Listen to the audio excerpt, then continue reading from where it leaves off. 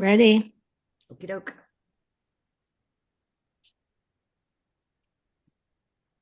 All right, let me wait till it goes live, about 15 seconds. All right, it is June 24th, 2024. It's 1:30 p.m. And I'm calling to order the Grants and Reporting Committee at this time. And if someone can take attendance, I'm happy to. The Honorable Missy Maderi, I'm here. the Honorable Sharon Keller. Here. We have quorum. Okay, let's proceed forward. I don't have it open on another screen. Maybe I should do that. Okay. We do have minutes to approve from the previous Grants and Reporting Committee meeting. All right. I move to adopt the minutes. All right, I'll second that. All in favor, aye. Aye. Okay, approved.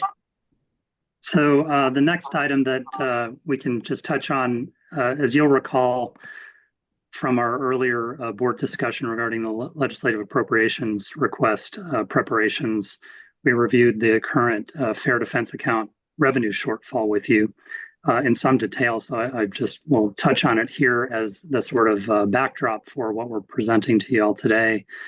Essentially, the issue is that the amount of fair defense account funds appropriated by the legislature for this biennium is quite a bit higher than the amount of revenue that is being collected. And we got updated revenue projections from the Office of Court Administration just recently that indicate that we do have a shortfall in the collections of that fund. And as a result, today's meeting, where we would normally be focused on some of the new grant requests, we're recommending to you all that we put on hold for the moment any approval of any new grants and just focus on reviewing the continuing grant requests at this juncture, revisiting the issue in August to see if we have more clarity and more ability to move forward on some of the new grant recommendations. So that's the kind of backdrop for today's meeting. The amount of the shortfall is roughly for the biennium projected at this point to be $11 to $12 million, somewhere in that range. It appears to have a lot to do with the disappearance of jury service fee fund collections that we had historically gotten approximately about $6 million per year for a number of years, and that appears to have just dried up. The legislature appropriates those funds based on the comptroller's projections for collections into the fund, and there's some kind of a disconnect apparently that has led to this gap. So while our original budgets that we've presented to you all were based on the amounts that the legislature appropriated in the General Appropriations Act, the official state budget, we'll share with you an adjusted budget that takes into account the gap in collections, and so that we can budget responsibly. So with that, I would direct your attention. We can skip over the first couple of budget updates. We'll review those at the full board meeting, but really like to call your attention to page 10, which is kind of shows you the overview of where things stand with our budget. So the first two columns that you see on this budget reflect what we shared with you at the April board meeting, the budget as of April for the 2024 budget. And the second column is basically what we were projecting previously about what FY25 would be looking at like. And you'll see that with all of our spending and budgeted items, the two cells that are highlighted in green there showed that we have a little extra from what had been budgeted that was unspent, about 131,000 for 2024, and then about 3.2 million that we were anticipating would be available for new grants in FY 2025. If you look at the last two columns, that's basically the same information, but adjusted to reflect the shortfall in fair defense account revenue. The highlighted cells in yellow in the two rightmost columns are showing you what we got from OCA as their projections as of, I guess, a couple weeks ago about actual collections that will be available to TIDC. So significantly lower. So what that obviously takes a bite out of our ability to take on any new grant obligations at this time. And so the figures that are below in those rightmost columns show some adjustments to accommodate the issue. So with that, we have, I'll just note a couple of things. The budget for FY24 and 25 taken together as the biennium, you'll see that we have a shortfall. It's reflected here of about 1.2 million, and then for FY25, available funds that are projected at about 1.4 million. So the biennium taken together, it looks like we have a, we're in the black for the biennium. We have a small shortfall for, not small, shortfall for 2024.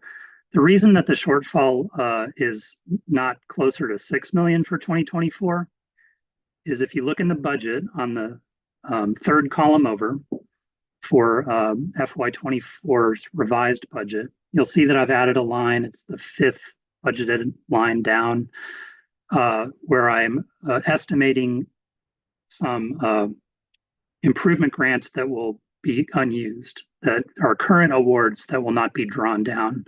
So I have a figure, an estimate there of 4,325,000 there. That figure is essentially, in looking at the grants that we've awarded, we know that there are a number of programs that were quite large budgets that had a lot of delays in getting off the ground and are going to be very significantly underspending for this particular fiscal year. So that savings that is really only a projection right now, but I think it's a very conservative projection about how much of our currently awarded funds for the year won't be drawn down, gets our number quite a bit lower for the year.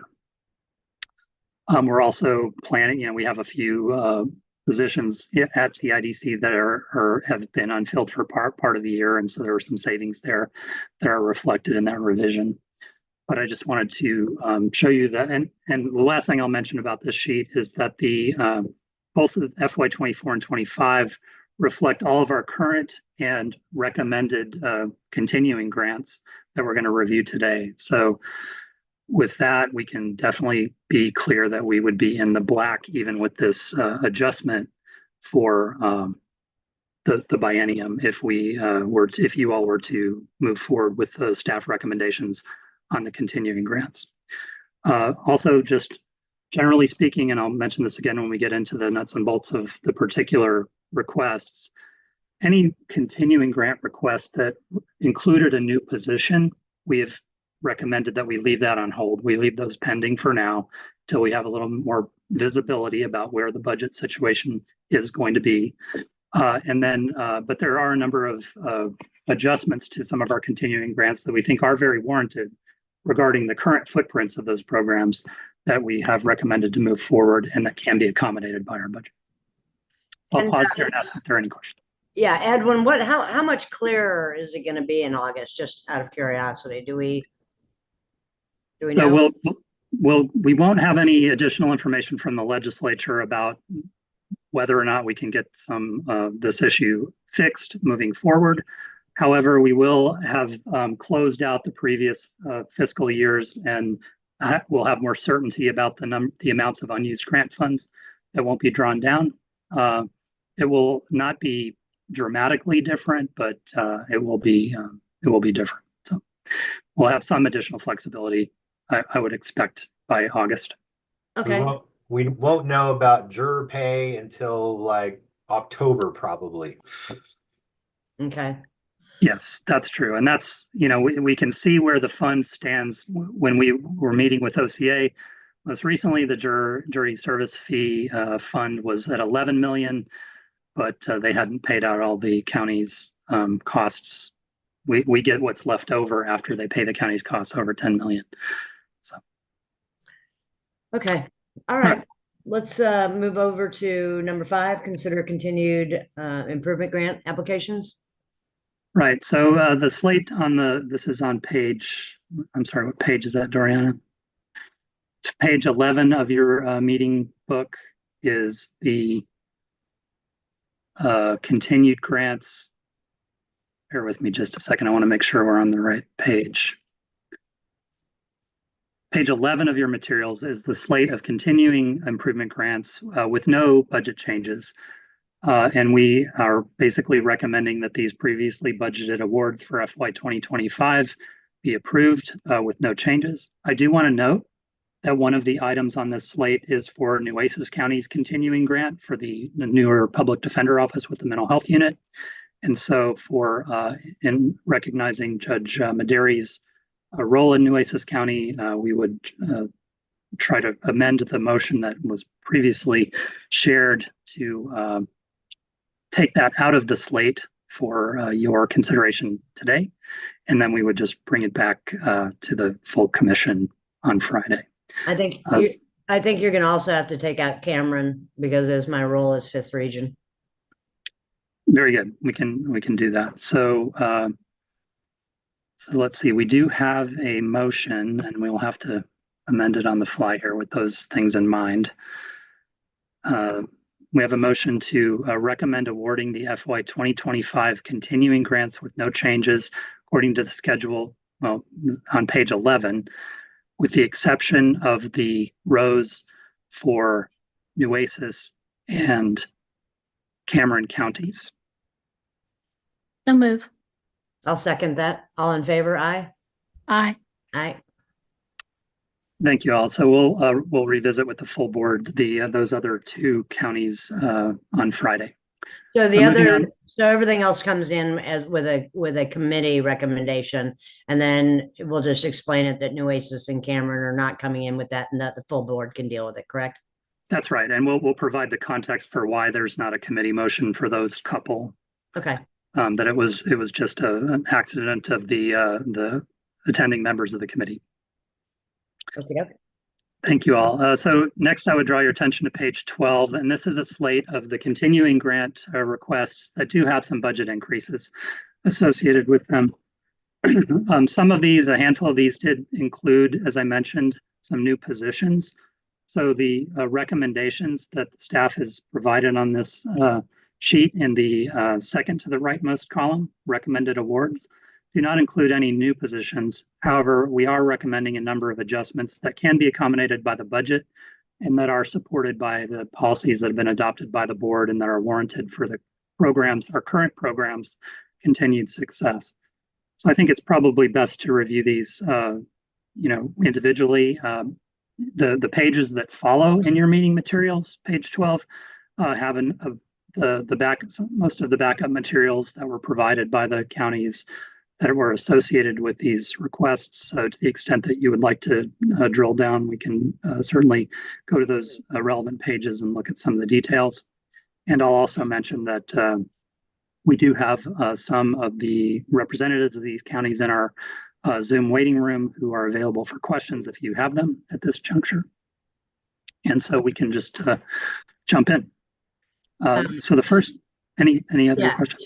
No. I was just going to say, why don't you, before you open each one or start talking about each one, let us know if there's somebody there that wants to talk about it.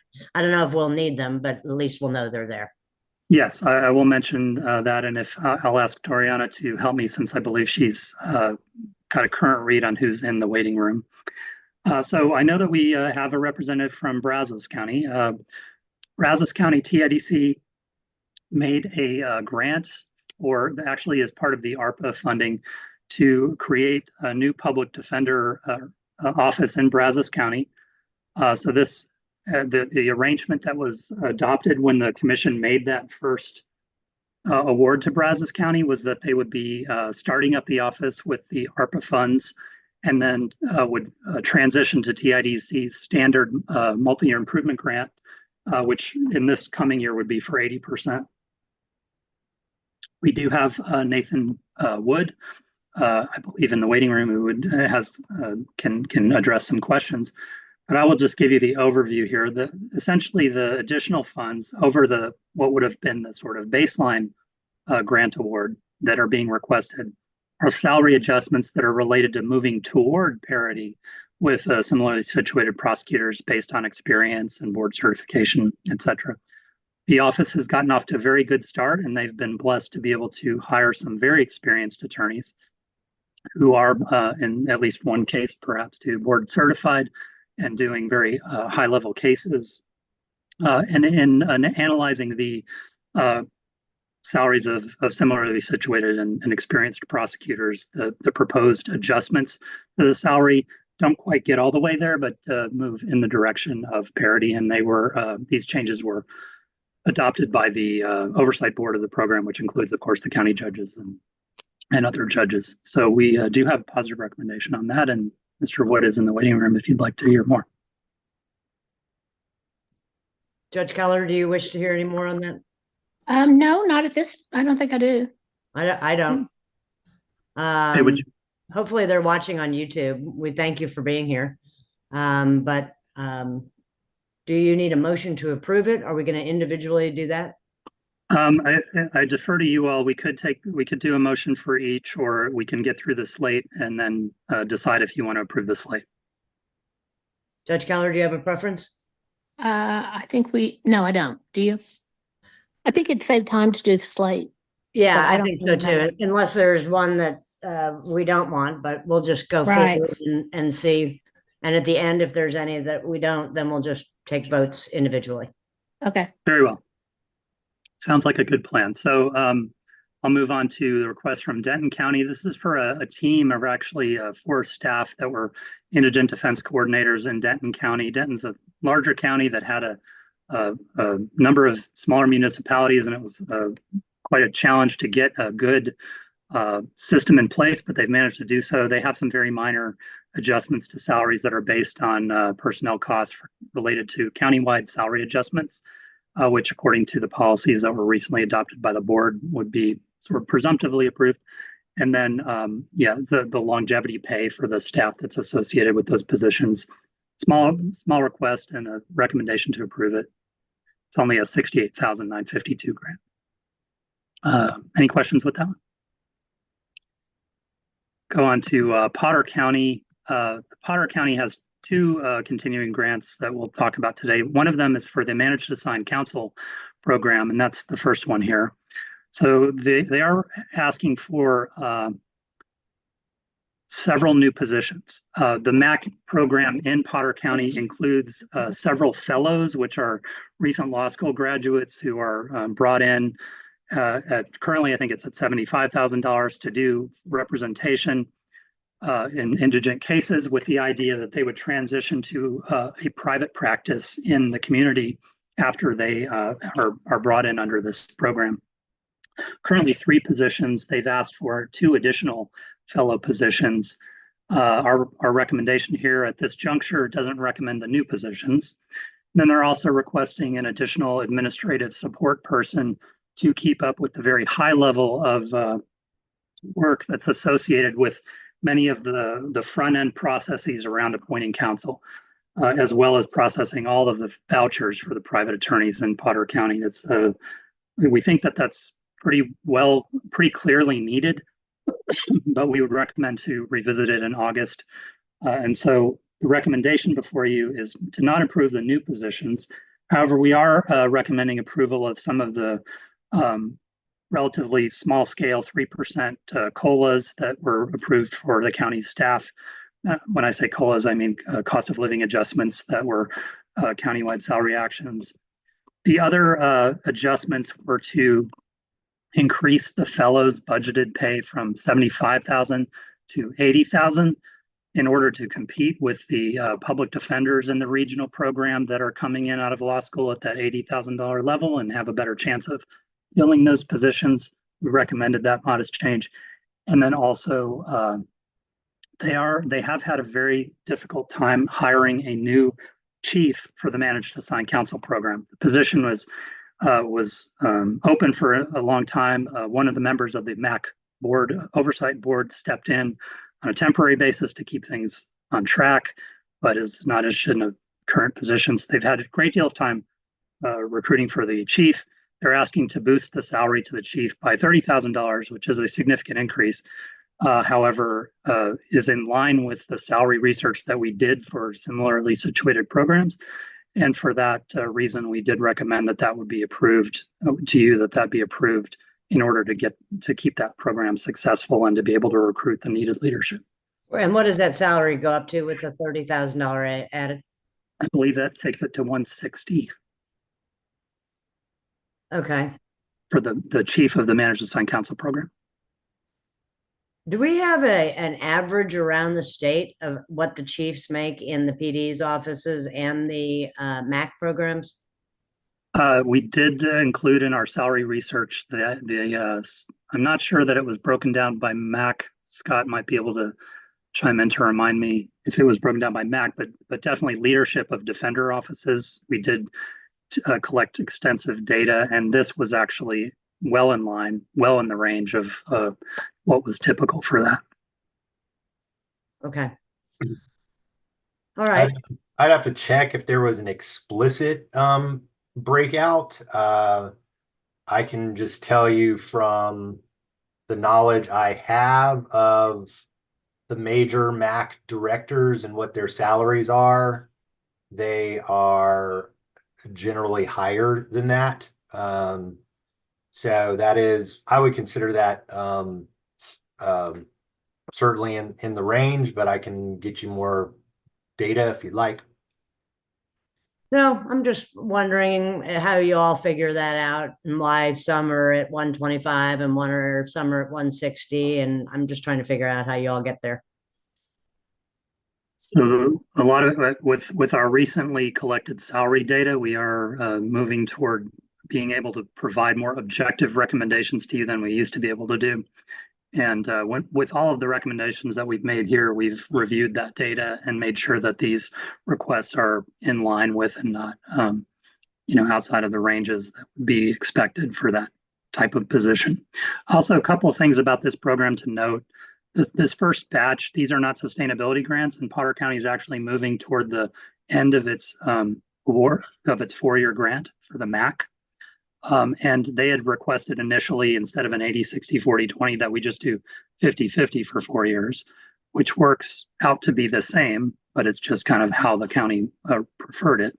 So the county is taking on 50% of the increased cost, and we would only be addressing it for, I believe, another year and a half. Okie doke. I'm okay with that. If Judge Keller doesn't have any questions, and you can move on to the next one. Okay, next one is Victoria County for there's a small grant for the Indigent Defense Coordinator position that we funded in Victoria, and really is just a $3,000 change related to cost of living adjustments and actual costs of the employee benefits. Very, very minor. The revised award would be $20,720, and that's again coming to the end of its 4-year period for us. There are no questions about that one. We'll get into some of the sustainability grants that have requested adjustments. All right. Excuse me. The first one is for Atascosa County. This is the Atascosa Area Regional Public Defender Office. The request here is somewhat substantial in terms of mostly salary adjustments. The two drivers of the change in budget for Atascosa's request here are, first of all, to adjust the fringe benefits that are being requested to line up with actual costs. There were some miscalculations when the county was transitioning from contracting with TRLA for its public defender services to creating its own county program.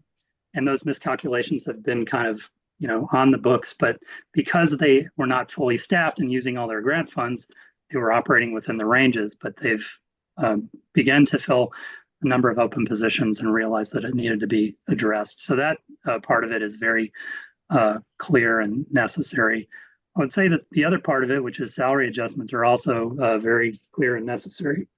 The program originally in Atascosa County was provided, the public defender program, covering 4 counties, Atascosa, Wilson, Karnes, and Frio, was originally handled by Texas Rio Grande Legal Aid. As you may recall from some of our previous discussions, it was clear that the pay scale for Texas Rio Grande Legal Aid was very low, and there were a number of positions that never got filled. And really, salary is the main reason for that, low salaries. Also, this region is just on the outskirts of the San Antonio metro area. And so the pool that they're competing with really has kind of a lot of overlap with the San Antonio area in terms of what attorneys need and want to make in order to go out and work in this program. So I think the part of the reason and need for this adjustment is that the starting point was just set way too low to be realistic and workable. So that's that all of the salaries that have been proposed have been compared to the salary data that we collected in our recent big salary work group project. They are well within the range of what is to be expected for these types of positions, and if not a little lower in the ranges. And we think that it's very important for the long-term sustainability to make this adjustment to get them where they need to be. We do have Stephanie Brown in the waiting room, who's the Chief Public Defender of Atascosa, who can speak to any questions that you might have about this, but I'll pause there and see if you have questions. So they're asking for 1,802,000 and change. Is that what I understand? So the revised award that's recommended 47. is 1.8 million. The increase over the baseline is 475,792. Big chunk of that is some chunk of that is benefits adjustments, but really the driving force is adjusting the salaries for a fairly large program. I don't have any questions for her, so unless Judge Keller has any questions, thank her very much for being here, and I think we're good on that. Okay, I'll proceed down to Burnett County. This is the North Hill Country Regional Public Defender Office, serving Burnett, Llano, Blanco, I believe. And Scott, is there another one? I try to memorize all these, but I think that's Burnett, Llano, Blanco. Burnett, Llano, Blanco. I think that's it. We're gonna get in trouble. Is that it? We might be forgetting. I think that's it. I think it's just 3. Those are the main counties served. They're asking for a smaller increase, but basically this is also related to salary adjustments and countywide cost of living adjustments, countywide what they call step increases based on the county's pay scale that are offered to employees, not every year, but some years. The other thing that's driving the request in Burnett County, and this is really true for most of these counties, where we also look at prosecutorial salary data to evaluate whether we can recommend these changes, is what we've heard a lot about SB 22, which was a bill that provided that additional funding for prosecutors. And the way that played out in Burnett, a lot of the prosecutors got substantial raises in the last year, and they're going to get them again, I believe, the coming year for 25. And so a big part of this request from Burnett County is just to stay in the ballpark of parity. They're still below when you take into account all of the funding that's provided from SB 22 on top of the regular county funding. So we recommend that largely on the basis of parity and on the commission's policy regarding these kind of county-wide employee adjustments to salaries. Do you think we're going to see that a lot because of SB 22? I mean, all these other smaller counties that are under what, 150,000 people, right? Yeah, we've been hearing a lot from a number of counties about the way that that's playing out. We've talked with a number of folks about how it does, in a competitive hiring market, complicate things, particularly on the defense side. And I think, it's something to talk to the legislature about, that when we're trying to play catch up on making sure that there are enough attorneys in rural Texas to do the defense work. This, not to say that these folks didn't need salary adjustments on their side of the aisle. I don't think anybody would, necessarily quibble with that, but we have to try to keep up, and the legislature needs to understand the pinch that it puts on us. Okay. All right. Thank you. That's Burnett County. Capillary Private, CapDS is the Capillary Private Defender Service. This is the Managed Assigned Counsel program that serves Travis County. But in the last couple of years, they have also been the program that operates the MyPadilla statewide Padilla Advisal program. They are asking for an increase of $18,824 for the grant for the core CapDS program. We recently added an OLS dedicated position to that program. This is for the core program. Because the program has expanded and there's some supervision involved in this role of the MyPedia leader, we recommended that their request for salary adjustments and several relatively minor operational cost increases be approved. That would take it from 153 to 172,000 roughly. Yeah, and I think the main change that's been going on there is that the program has, as it has expanded and served more and more OLS cases, the responsibilities of the attorney that implements that program have increased, as well as her having been in the position for a number of years. So we did compare the request with what was, and the program provided comparables for other people that are doing that kind of Padilla advisal work around the state. It was well within the range that would be expected based on the data that we've collected in the salary study, as well as particular comps that were provided by the program. Okay, thank you. The next one is probably the most novel or one that we have, and I do know that we have a number of folks in the waiting room from Culberson County who would be happy to answer questions and speak to this request. Well, Culberson County is the host county for the Far West Texas Regional Public Defender Office. TIDC funded this office some years ago to serve 5 counties immediately to the east of El Paso in the Big Bend region. It's been very successful at transforming defense in that part of the state, which suffered from a number of challenges. A dearth of attorneys, just no attorneys available to take those cases. So the courts are running and the dockets are moving because we have invested in this program. It's been very successful. The increase that is reflected here, it's about 415,000, seems very large. And let me break down some of the drivers of the increase that are being proposed. The biggest one I would say is that there are a couple of positions that TIDC has been funding under separate grants. One of them was funded under an ARPA grant. Another one was funded under one of our special mental health grants that we issued back in late or mid 2022. It didn't include any match. So those 2 positions are coming from other TIDC lines of funding into this main grant. So that covers a substantial portion of the increase that's requested. There are a small part of this is related to the typical cost of living adjustments that were countywide that are proposed for Culberson County employees.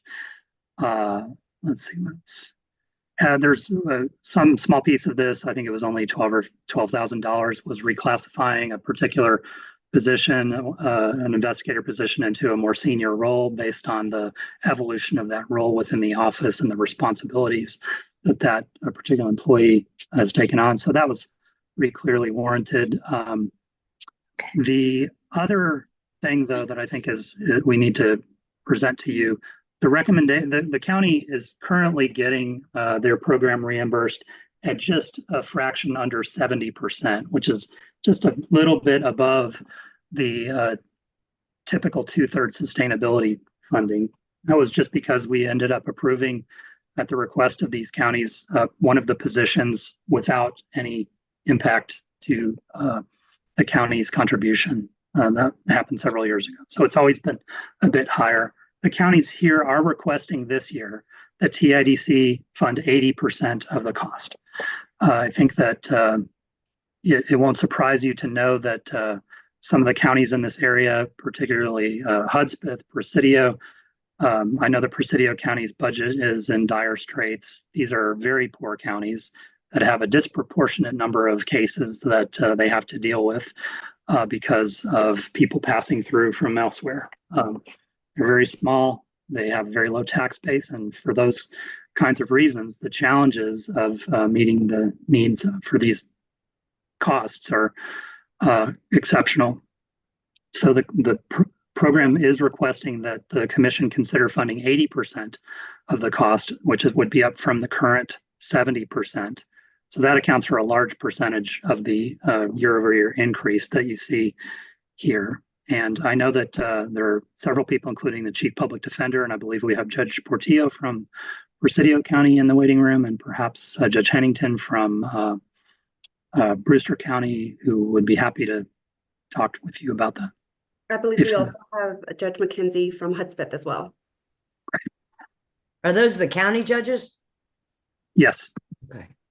Judge Keller, do you need to hear from any of them? Well, my concern is that if we fund 80% of this public defender's office, we're going to get the same request from other public defender offices. I mean, we're funding them at 2/3 routinely, right, Edmund? Yes.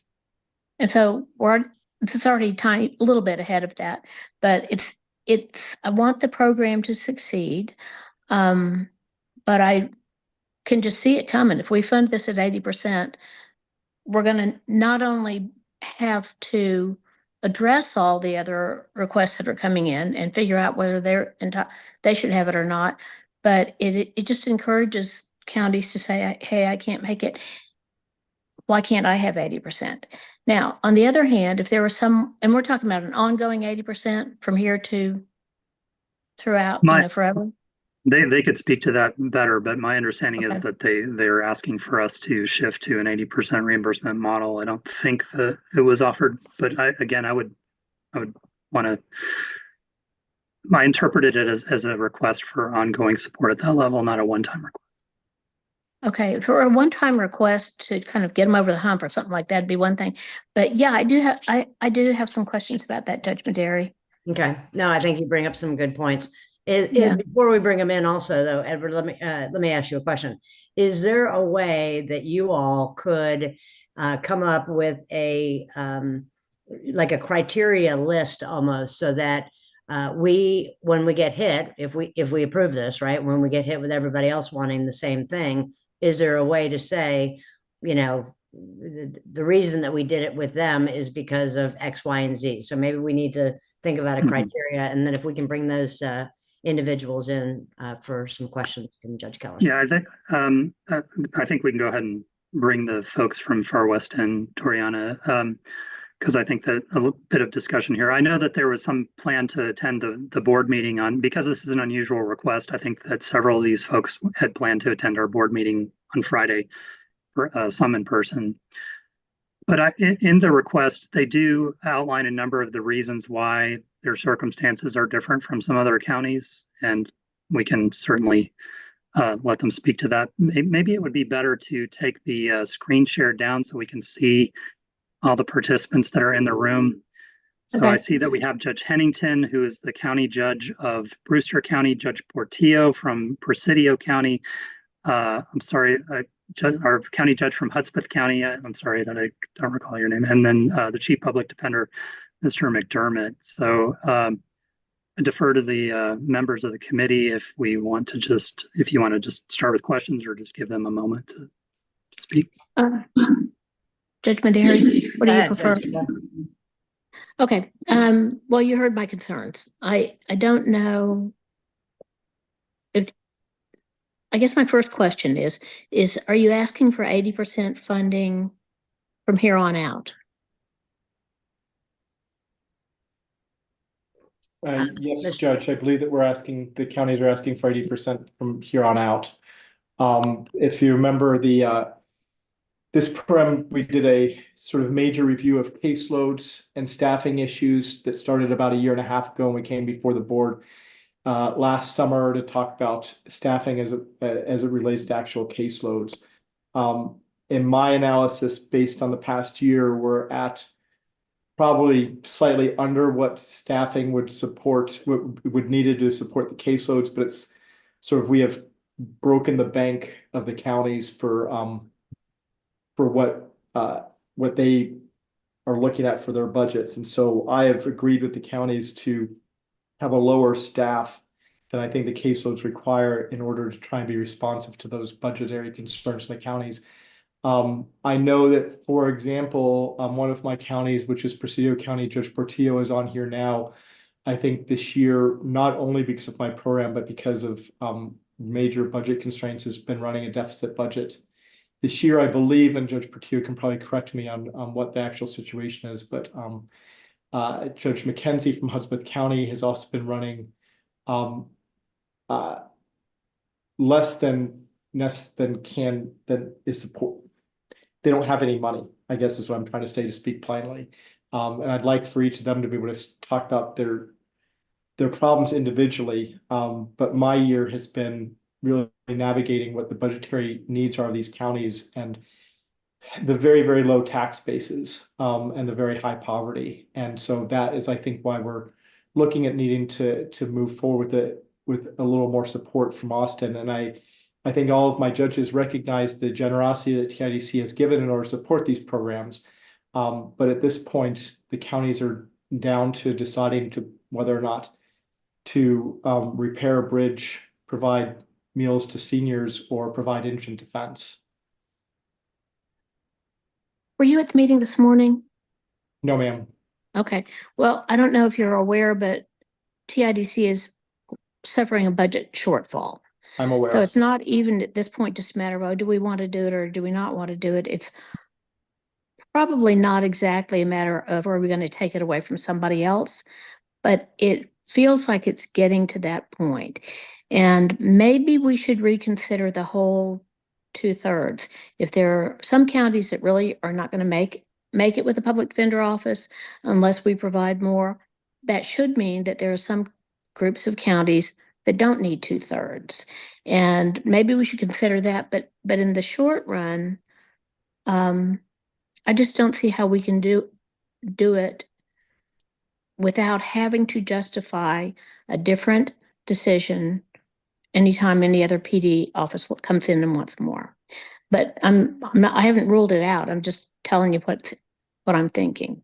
So I agree with you, Judge Keller. And so, I mean, I will let anybody who wants to speak, go ahead and speak. But my suggestion is to, I know that some of you all were either going to be in person or by Zoom, I think, for Friday's meeting, where we have the entire board. So maybe what we do is take it off the slate of approval for right now. Bless you. And take it off of that and then bring it to the entire board. And then the judges that are here are kind of knowing what our position is, right, or our concerns. And then it'll give them 3 or 4 days to try to come up with how to alleviate the concerns that we have on that. And it kind of goes with what I was just kind of talking about earlier, right before we let you all in. I don't know if you saw it or not. But you know, maybe what we need to do is, and Judge Keller always great ideas, is to maybe some counties that don't need the 75, or some, you know, of the others do need something like that. So maybe that's something that, you know, Edwin and Scott and, you know, everybody from TIDC needs to look at, and then maybe try to come up with a reason or a criteria on why this would need it, and why others would not need it. So I guess, you know, if any of the judges wish to speak, we're all ears here. And so if you want to talk to us, but then you can kind of feel and figure out what our concerns are for right now, so that on Friday you can kind of come in and chat with us when we have the entire board there. If we don't give it a committee recommendation, it's literally not the end of the world. And so what we need to do is just kind of bring it, my thought is to bring it back on Friday, and where you all can kind of chat and you kind of are figuring out what we're needing. Does anybody, the judge from Hudspeth County, I don't know your name, I apologize. What is your name? Judge McKenzie. McKenzie. All right, Judge McKenzie or Judge Headington or Judge Portillo. Anybody else want to talk about this at all? Or are you kind of understanding where we're going for Friday?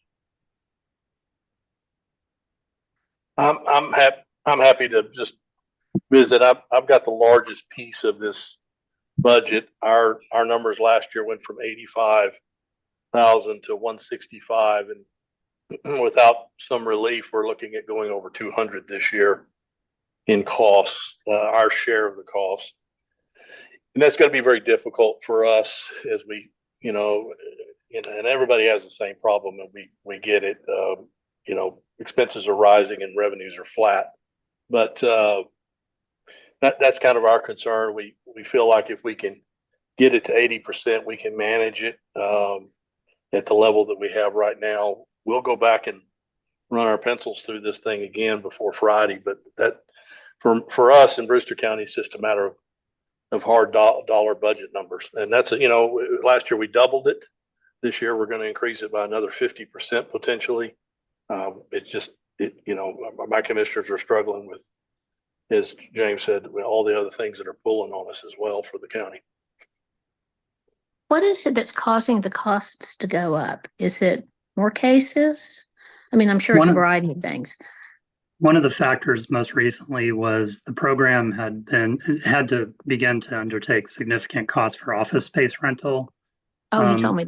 Yeah, when it was first set up, Brewster County was able to provide a building that the office operated in until fairly recently, but that was no longer a viable option. And so that was a big increase in cost. I think that, as I mentioned, the two positions that were funded under separate grants that didn't include a county match have come to an end or are in the process of winding down the ARPA funding, but those positions, I think, clearly are still needed.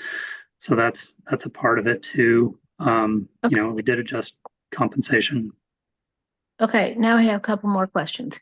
How long is the lease for the new office space for? Do y'all know?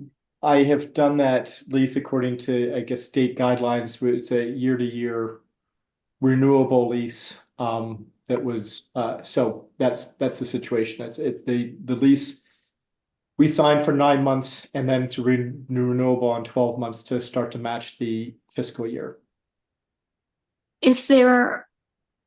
Y'all are in Alpine, right? Yes, ma'am. Have you I hope talked you can to see it in October. what? I Oh, hope you can come see it in October. I'm gonna hope to be there twice in October. Have y'all considered, and I know you've probably have done all this, but we are going out there in October and partly because Sul Ross has a criminal justice program. Have you talked to, I don't want to get in the weeds too much, but have you talked to Sul Ross at all about whether they might be able to accommodate your offices as a benefit to both you and to their students? I can promise you that I looked at every available option when I looked for lease space, including talking to Sul Ross. There were one of the major problems that we had, despite the fact that they didn't really have space that was available that would sort of match the needs of an office, was the fact that we needed to have in-person meetings with clients. And a public university campus was not exactly the best location for us to be able to do that. Okay, now I have another question for Edwin. Did you say that one of the positions was funded by a mental health grant? Yes, it was funded by one of the TIDC mental health grants that has come to an end. We offered it at the time of the ARPA grant offering. We had that tranche of state mental health dollars that we really needed to get out the door, or wanted to get out the door, to help the counties. And so that included no match, just like the ARPA grants did not include a county match. So we're 2-year grants with no match. Both of those funding sources related to this program are winding down, and that's part of why there's a jump here. Okay, but we still have mental health money, right? We do, yes. Is there a reason other than policy that we couldn't fund one of the positions out of mental health money? I mean, we still are looking for ways to use the mental health money, right? So we are still, what's built into the budget that you're considering now is TIDC funding 2/3 of the mental health position, or I'm sorry, 70% of the mental health position, or 80 if you were to approve the request. So it's our continued funding for the mental health position is assumed to be it's just kind of under the sustainability, it's just merging in with the sustainability grant, but we're still covering 2/3 of it. So the change here is that the county is picking up newly picking up the part that we're not funding. Okay, I didn't have any more questions. Thanks. I just want to mention quickly that the county did provide a write-up that's on page 46 of your meeting materials. The 3 pages beginning on page 46 lay out the rationale and request for the 80% that I would direct y'all's attention to. I know there are voluminous materials, but since this has been a particular area of discussion, page 46 would be helpful too. And if I may, Edwin, I'm sorry? if I may, Yes. I had a large part in drafting that portion of the document. Obviously, with time constraints and data constraints, I'm not in the same perch as somebody at TIDC would be in order to look at a lot of the metrics that might be important. But I think that the tax bases for the counties is one of the really significant factors. We have a lot of land, but very little collectible revenue out of that. And Martha, if everybody's aware of what Martha is and how much money is there, and I believe that Judge Portillo can tell us how little of that land is taxable, which is the major revenue source for Presidio County, and that is largely true for all 5 counties. There is a large amount of land, but and when I speak publicly about my region, these 5 counties together are about twice the size of Maryland, but very little of that land is taxable and produces revenue for the counties. I think the suggestion that I've heard from the members, one suggestion, I just put it out to see if this is correct, is that you'd like for staff to explore possible criteria that might be used regarding the suite of concerns that have driven the counties to make this request, such as, whether it is viable to somehow incorporate county need, county ability to pay, resources available, tax base into the policy regarding sustainability grants. Do I understand that correctly? And would you like us to pursue this, some options in that space? Judge Keller? Whatever you think, Judge Maderi. Yeah, I think so. And I think we should also look at Judge Keller's idea on need and versus want. And so, yeah, I think you should kind of look at this. I just was rereading this again on page 46. It's not that, and obviously this is not dead in the water. It's not that we don't want to do this. I mean, we are all for, it's what we do, right? But we have to also be cognizant of, 254 counties that are going to be coming or asking to come back. So I think it's a great idea if you all get prepared for Friday, and make sure obviously that, obviously our group's going to read this, the whole entire board. And then if Edwin, you can come back with something on that to show the board, the differences and why this is something that you guys are recommending, right? Because this is on the recommended page. Well, just to clarify, Judge Maderi, I'm happy to do that. I'm happy to take that direction. Just to clarify, the recommendation that's included in the column on the continuing slate here is based on the existing reimbursement rate. So just as when someone asked for a new position at this juncture, we said, well, we're not going to recommend that at this juncture.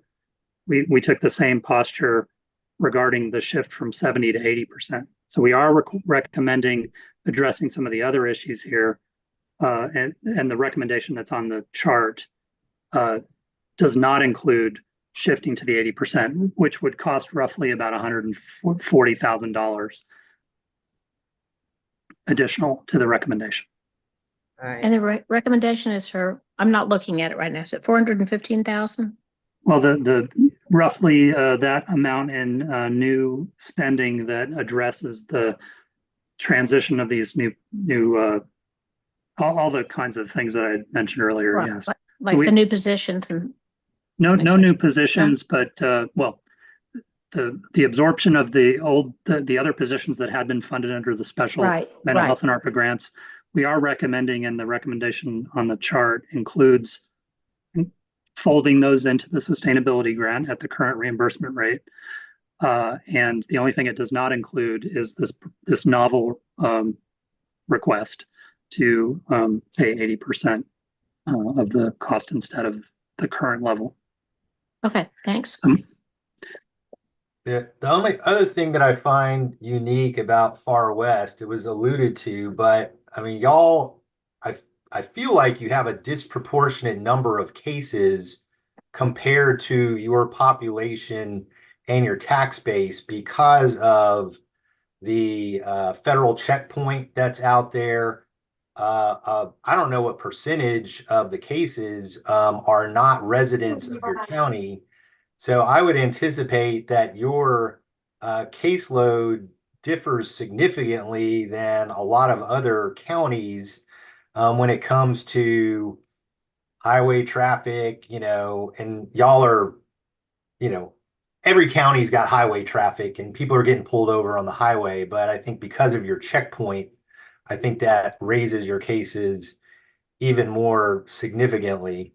I don't know, Judge Maderi, I don't know if you were expecting us to come up with some criteria by Friday in terms of a formalized standard or rule for exceptions, but this is a very complicated issue when it comes to assessing county tax bases, ability to pay, cases per per capita cases, or So no, whatever no, it may no. be. Yeah, I don't think you can do it by Friday. I was just Yeah. trying to give you kind of some guidance that way. And Mr. Ehlers, if I may, I think input in the document that we did, as we were preparing this grant application or the renewal application, review our open caseload. We believe that about a third of our cases have a transnational component.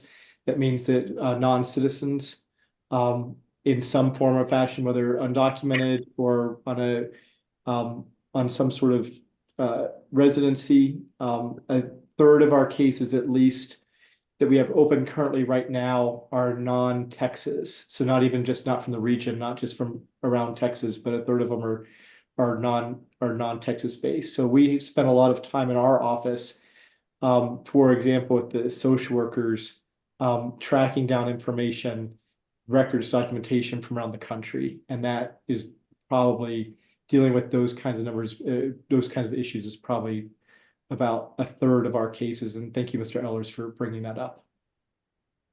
So your office was provided by the county before now, is that right? I'm sorry. Where were you before you had to lease a new place? We were in a building that was provided by Brewster County. We have 12 employees now, Judge. When we opened, we had 4 employees, and Okay, that office was about 750 square feet. okay. And by the time we got to 12, we were almost stacking desks on top of each other. Okay, thanks. Yes, So if the members would like, the recommendation that's included here from staff does not include the particular what I'll call it controversial, or at least unknown issue regarding paying the higher requested percentage. So the members could decide to accept the recommendation as it is and revisit it with the full board, where the focus would be on the issue of reimbursement percentage. That is one option you could pursue. I think this is complicated enough that we ought to hear the whole thing on Friday. What do you think, Judge Maderi? I'm with you. Okay. Very well. Yeah, I think it is too. I don't want to piecemeal it and approve some of it. And I think we should just lay all the cards on the table on Friday, Yeah. and then proceed with that way. All right. So we'll, depending on how we proceed with the slate versus individual, we can remove that one for now. Yeah, I And think we'll we, revisit it. yeah, we take out Atascosa on that, Nueces and Cameron. All right, well then, y'all, thank you very much for coming in. Thank you for everything that you're doing, and hopefully we will see you here or see you in Austin in Friday, or I guess on Zoom for a presentation. Thanks, y'all. Thank you. Thank Thank you you. very much. All right. Well, thank you for the great discussion. I know there's a lot of issues to work through there. We'll proceed to Goliad. Goliad has public defender services provided by Texas Rio Grande Public Defender Office, formerly TRLA. They occasionally or relatively routinely have to revisit their budget, and that their operational costs for the Goliad program did increase marginally by about 9,000 is the difference in the requested grant for this year, goes to 169,386. We reviewed the budget proposal that is based on from TRLA and the salaries that underlie it. They're all right where we would actually, if anything, they're in the range, not on even the high end of the range. So we think that's appropriate. We are recommending that adjustment to Goliad's award. Sounds fine. Medina County for the Hill Country Regional Public Defender Office, not to be confused with the North Hill Country Regional Public Defender Office, is based in Medina, and their request is very relatively marginal in percentage terms adjustment, 66,831. That's related to again the countywide cost of living adjustments that the county has approved, and some minor changes in operational costs and benefits. We believe it was sufficiently supported and necessary. Fine with me. I'm sorry? That's good with me. Me too. And next item was also a relatively small increase for Potter County year over year. The extra amount that's being requested this year is 45,000 on a very large, the baseline award is just under 3 million. So it's pretty marginal. I do want to note at the outset that Potter County, this is the big ramp up year for Potter County's Panhandle Regional Public Defender Office implementation. And they, as a result of the time and ramp up period, will be quite significantly underspending by a factor of hundreds of thousands of dollars, underspending their current grant. They are asking for an additional, but they are approaching getting staffed up, which is great news for that region. They are asking for a little bit extra next year because it's a new regional program.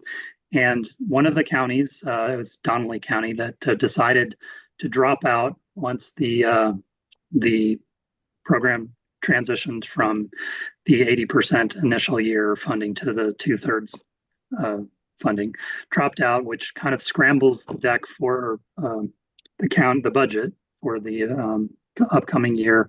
And so they have asked TIDC for sort of one-time assistance to help fill that gap, because it was a fractional staff that were assigned that would have covered that county.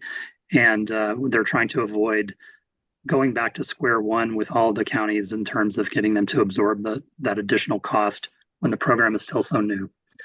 Because they've underspent their current grant so significantly, I think it's a very small amount, and we certainly recommend it as a way to best ensure the long-term success of this program. Sounds fine. Texas Tech. So Texas Tech has for a number of years operated the Caprock Regional Public Defender Program. It's operated as a clinical program that serves a number of surrounding counties. There is some overlap with in that region with our program that is going to be working in Hale County, but it's been a very successful program.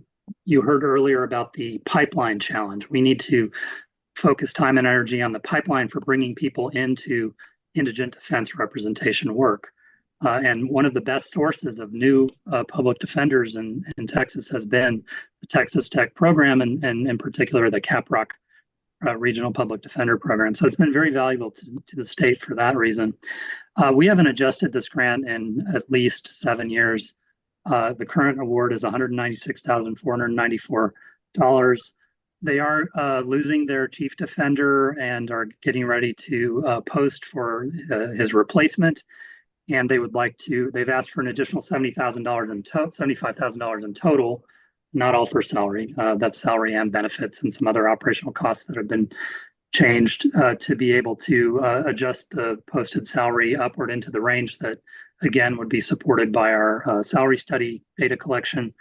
And also they've, because they operate as part of the Texas Tech Law School clinical program, they had to absorb a fractional cost of the clinic's operations expenses, in particular, some percentage of the cost for the receptionist that works in the clinic, which is fair and part of the cost of operating the program. It just wasn't previously charged to the program.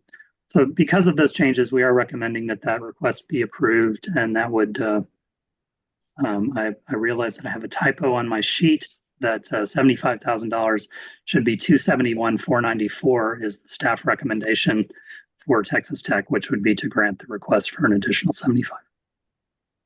What's the typo? So I put the amount in the staff Oh, I see. recommendation I see. for Yeah. the change instead of the Right. the number immediately to the left. I apologize. Oh, So I the get it. staff recommendation on this one is 271,494. Sounds okay to me. Sounds good. Okay. The last two are both for Tom Green. You'll recall that we've funded the Concho Valley Regional Public Defender Office. It's based in San Angelo. It's been a very successful program, really allowed the courts to ensure effective representation through a number of those counties, 7 counties in that region. And then that Tom Green also expanded their program to the Abilene area, Taylor County, and surrounding rural counties. So the first row for Tom Green is the core program in Concho Valley, and the second row is for Tom Green's expansion of their program to cover what we call the Big Country region around Taylor County. The cost changes associated with both of these involved some newly requested positions. As I mentioned at the outset, we have recommended to you all that we put on hold funding any new FTEs, any new full-time positions. However, we do think that a number of the kind of more routine or other necessary adjustments should be moved forward now. So the recommendation for both of these does not include the new positions that were requested. However, it does include the other adjustments that are relatively marginal in percentage terms related to salary adjustments. And there were a handful of staff reclassifications regarding people who've been with the program for a number of years and essentially have taken on additional responsibilities. So they've been reclassified according to the county's structure and have some cost impact there. So we are recommending some of those changes, but not the new positions on those last two. I'll also note just for explanation purposes that the grant that's listed here for the expansion counties is covers a partial year because we're going to be recommending to you all that we extend the ARPA grants until the counties are able to fully use those up. And this was the amount that was needed after the end of the ARPA grant to move them into the next phase of their operations. So I have a question. So on this one, so besides this one and the Far West Texas RPDO, all of the other ones we are granting as is, correct? And then the other one and this one, you all are pulling the requested new position. Is that right? The recommendations on the slate that we're looking at now have had the new positions removed. So the recommendations that are provided on the slate with the correction regarding Texas Tech that I mentioned a moment ago, those figures are our recommendations, and they are based on no new FTEs. However, they are including our recommendation to approve some of the other items. Okay, so I probably didn't ask a good question, so let me rephrase it. All of the other ones that we have approved or that we're going to be approving coming forward, they are being approved as is the request, except for the Far West Texas RPDO, which is that 70 to 80% thing. And then this one that you're talking about with not the requested new position. Is that correct? So we're not approving the requests with the exceptions that you mentioned, because if you'll see, the requested grant is the third column from the left, and the requested award is lower on a number of these. And the reason that it's lower is because we backed out the FTEs. I got So you. we're not approving them as requested. We're just approving pretty much everything that's been requested that is not a new FTE. We are recommending to move forward because based on our vetting and the policies adopted regarding adjustments, we believe that they're supported and warranted. I hope I'm not muddying the waters, Judge Maderi. I just want to make sure we're on the same page. It's okay.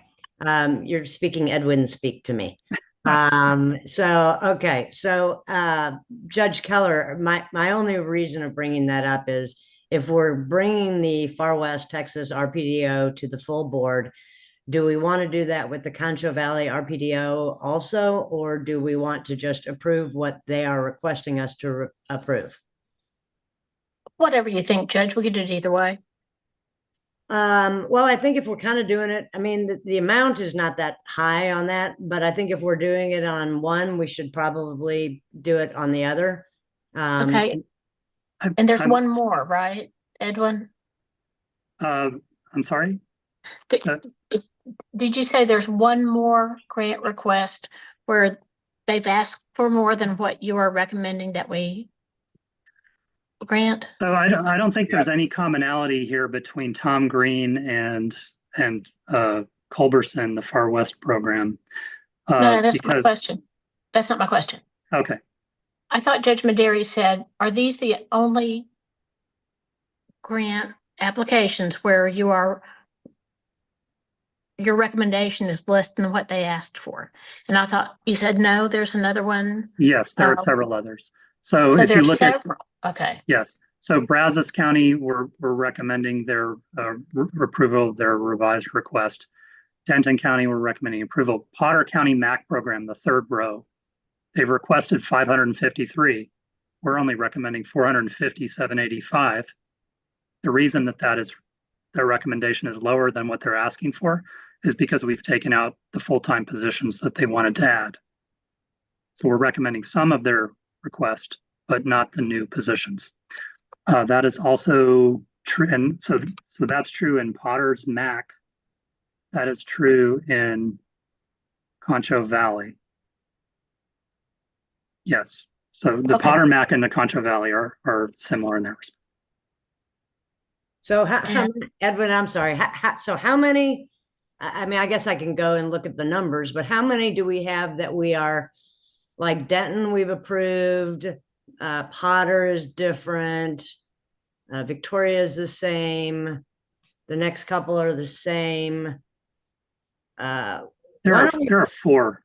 Four. There are, it's Potter, okay, if you're thinking which of these. Okay, well, let me interrupt, Edwin. I'm sorry. So I think my thought is this: if we're doing it, what's good for the goose, good for the gander. I think we should bring those four to the full board. And then the only thought I would give to this, just speaking out loud, is right. I understand when we're going to be going forward to the rest of this meeting that we don't have the money that we were supposed to have been had, and so I get all new grants, right? But if these type of requests on existing, programs with us can help make or break that program, then I think we should consider this. I understand the budget shortfalls, right?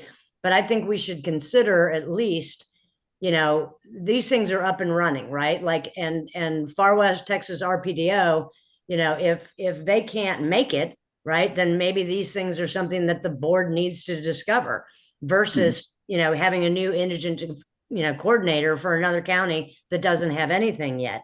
I think we've got to, we got to dance with the one that brung us, right? I mean, we've got to be able to help these that are helping us right now. So my thought is, and if Judge Keller, agrees, that would be great. If not, we can talk about it more, but my thought is to, on the slate, put all the ones that we are approving as is on there and approve them.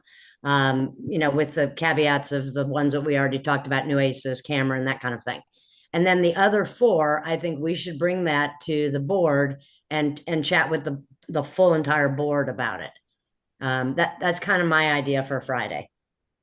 if that's what you want to do, that's fine with me. All right. Thank you, Judge Keller. I think I follow you, Judge. I apologize for if I was muddying the waters there. It's okay. So I think that we want to entertain a motion to approve the slate with the exception of the following counties that the recommendation that include a recommendation below what was asked for, which would be Potter, Culberson, Tom Green, and both Tom Greens. and not Nueces and not Cameron. Those Oh, were they're on the not there. previous slate that was already Okay, adopted. okay, yeah. Okay, I'll make that motion. Okay, Excuse me, wouldn't that also be Brazos on the exclusion list? No, because we are treating the Brazos expansion as a new request, and we've separated the Brazos from the Brazos continuing request from the Brazos expansion request.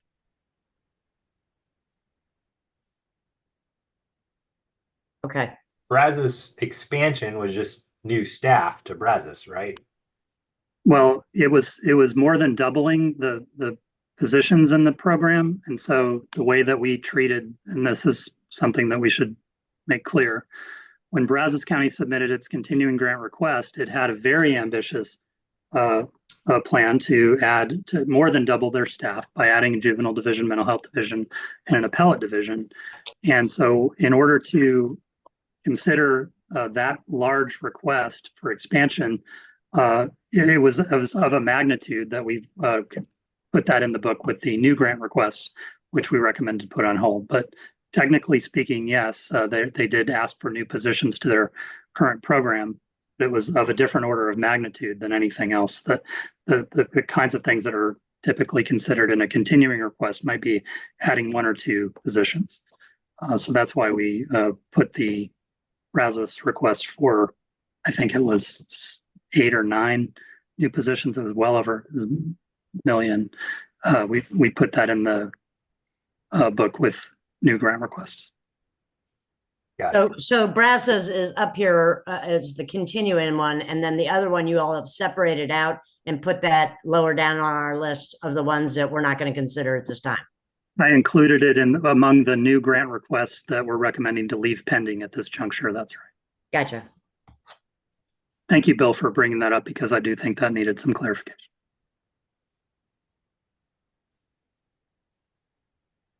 All right, well, I think we've had a motion and a second, and I think we're all in favor, so I think we Right. can move forward. Okay, Thank you, guys, appreciate it. All right.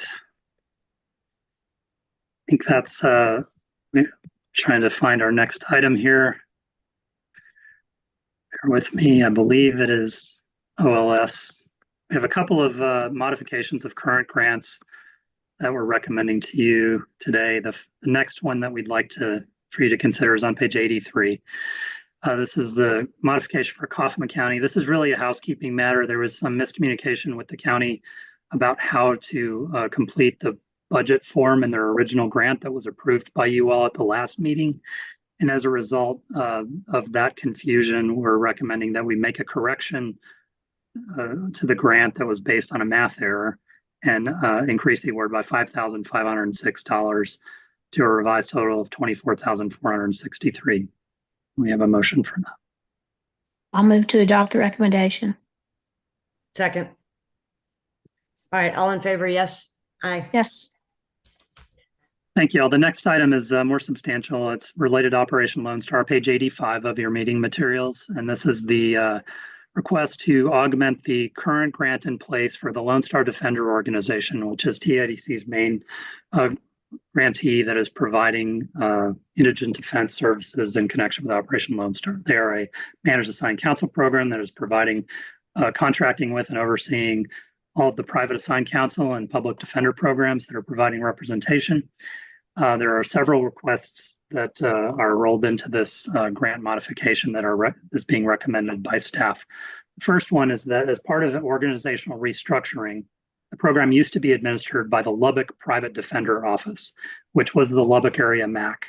When Operation Lone Star became so large and continuing on into the future, it was too much for that program. So what they did was they created a new corporate identity, a nonprofit corporation that kind of split off in order to handle this work. So as part of that restructuring of the organization that is providing this work,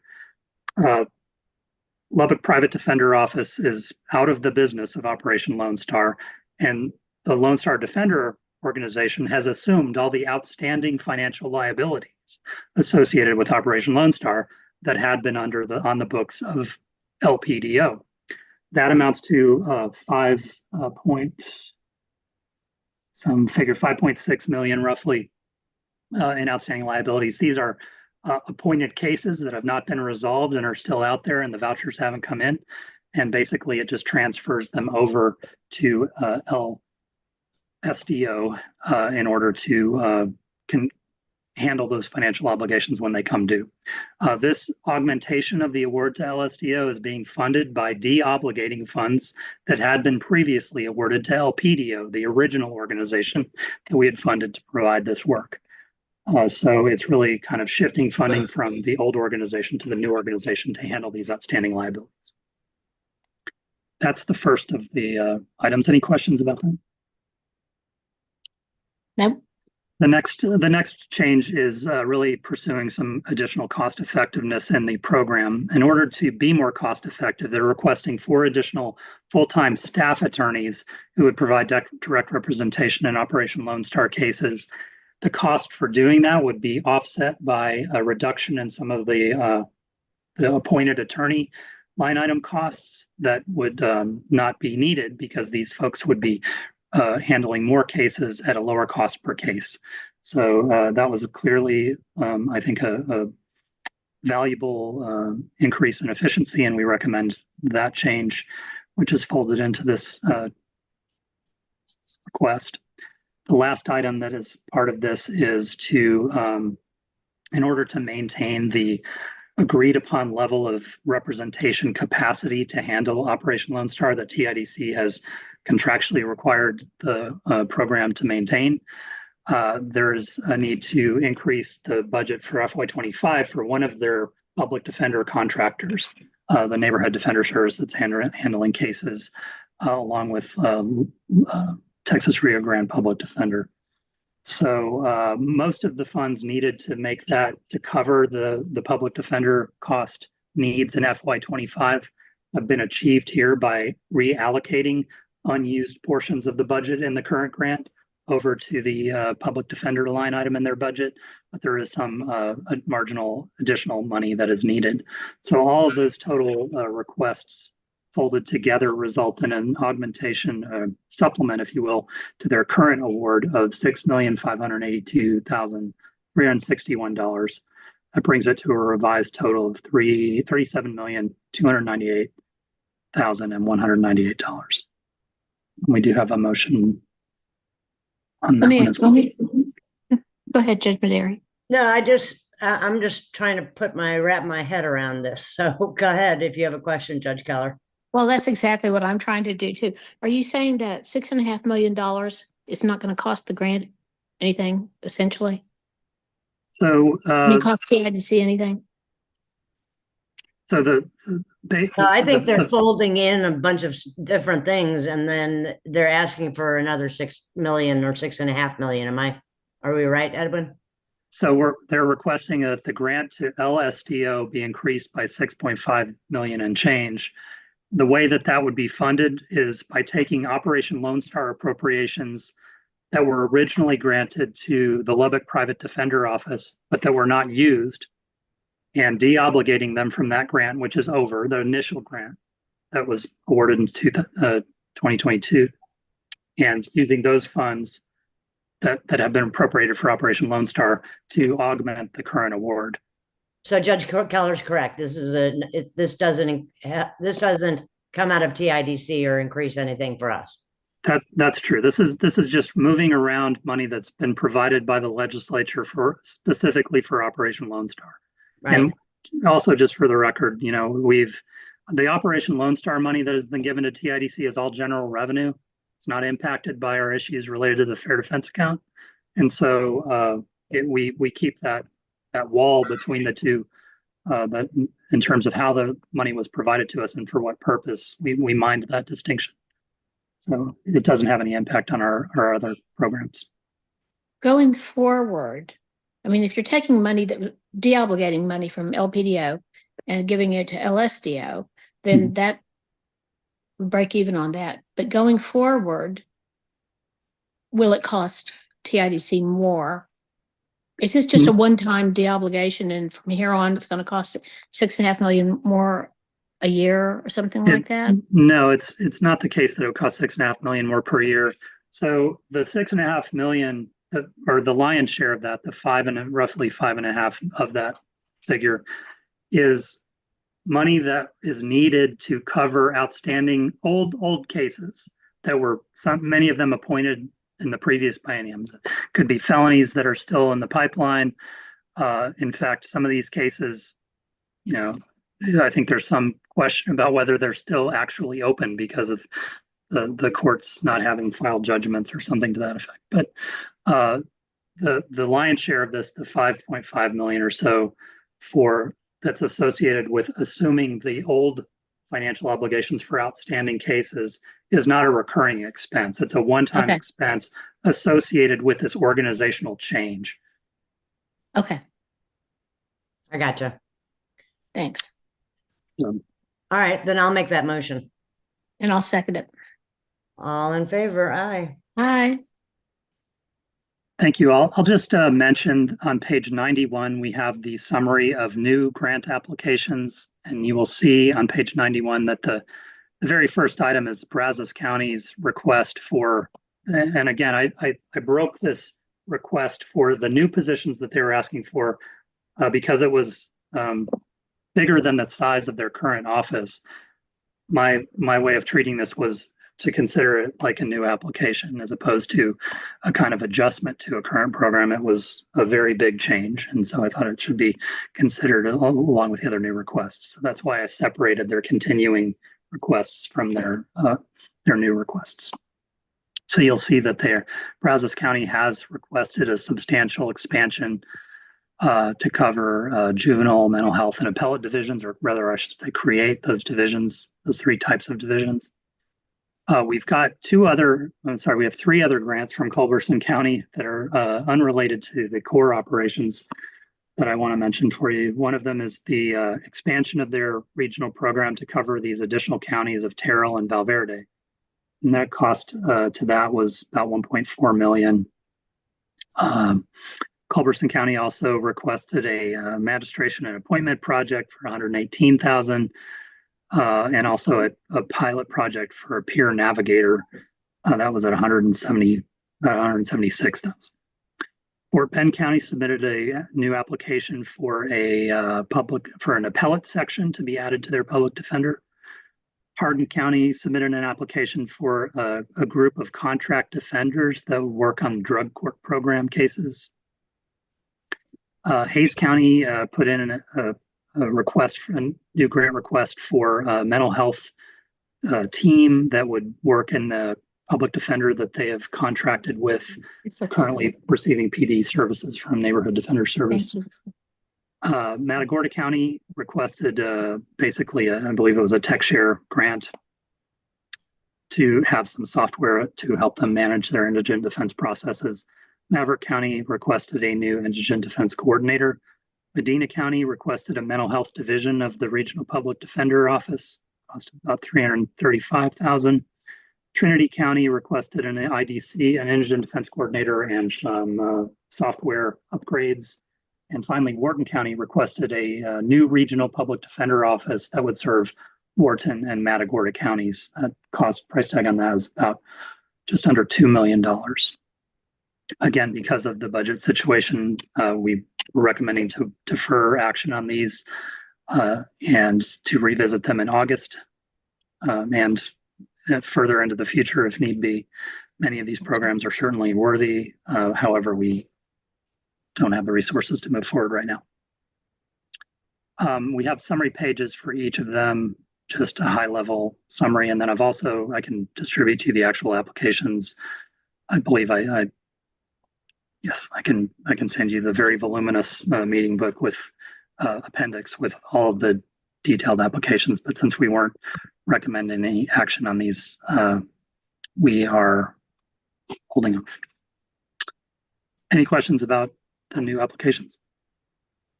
Okay, I think one of the last item that we have for you today, and I appreciate your patience and engagement throughout all this, is on page 104. And this is a recommendation. This is the Grants and Reporting Committee. Remember, we have a recommendation to simplify the indigent defense expenditure report.